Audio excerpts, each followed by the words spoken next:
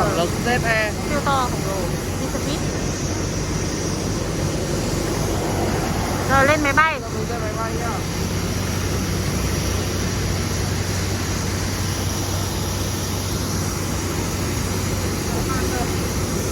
Siêu to khổng lồ.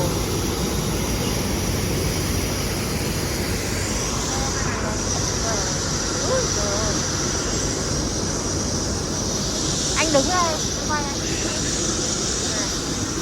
Đó là có rất là nhiều cái máy bay ở sân bay Tân Nhất này. Kinh nhỉ? Làm máy bay nhỉ? Đâu? Đó là những cái pin nó rất là tiếp. À. Nó không phản lực đấy. Nó hàng. Đi con ơi. Chết lắm rồi nhỉ. Bây giờ xếp hàng lên.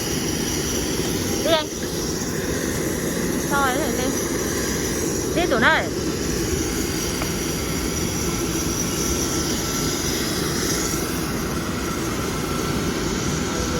Một con xe máy bay đang đi rồi. Máy bay đang đi.